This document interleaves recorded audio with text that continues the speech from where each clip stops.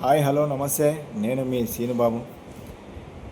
చాలా హాట్ టాపిక్గా మారినటువంటి బీసీ 42% రిజర్వేషన్, దీని గురించి నిజంగా 8వ తారీఖు హైకోర్టులో దీని గురించి తీర్పు అయితే ఉంది. కానీ నిజంగా హైకోర్టులో ఈ తీర్పు అనేది ఏం జరుగుతుండొచ్చు అన్న ఆశ చాలామందికి ఉంది. స్థానిక సంస్థ ఎలక్షన్స్ ఇప్పుడు ప్రస్తుతం 42% రిజర్వేషన్తో బీసీ రిజర్వేషన్తో జరుగుతాయా, లేకుంటే పాత పద్ధతి ప్రకారము ఎలక్షన్ జరుగుతాయా అనేది చాలామందికి ఉన్నటువంటి డౌటు. నిజం చెప్పాలంటే పాత పద్ధతి ప్రకారంగానే ఎలక్షన్ జరిగే అవకాశాలు ఎక్కువగా ఉన్నాయి. ఎందుకంటే తెలంగాణలో కాంగ్రెస్ ప్రభుత్వం ఇచ్చినటువంటి కామారెడ్డి డిక్లరేషన్ ప్రకారము తెలంగాణ అసెంబ్లీలో బిల్లు పాస్ చేశారు. 9వ నెంబర్ జియో రిలీజ్ చేసి బిల్లు పాస్ చేశారు. కానీ రాజ్యాంగం ప్రకారం 9వ షెడ్యూల్లో చేర్చే తప్ప 42% రిజర్వేషన్ ఇవ్వడానికి అవకాశం లేదు. రాజ్యాంగ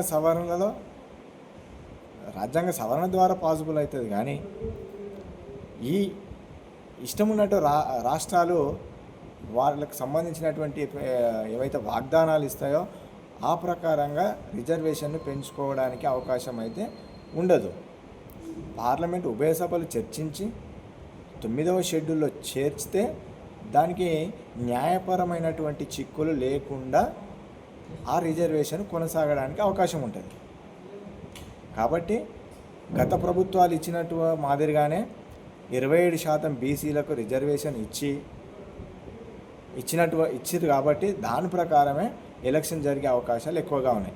ఈ నెల 8వ తారీఖున హైకోర్టు దీని గురించి తీర్పిచ్చే అవకాశం ఉంది. కాబట్టి మేబీ ఆ కేసును కొట్టేసి ఈ 42% బీసీలకు రిజర్వేషన్ ఇవ్వడానికి అవకాశం లేదని కొట్టేసి పాత పద్ధతి ప్రకారమే, పాత ప్రభుత్వాలు ఇచ్చినటువంటి 27% ప్రకారమే ఎలక్షన్ జరుగుతుంది అని చెప్పే అవకాశాలు అయితే ఎక్కువగా ఉన్నాయి.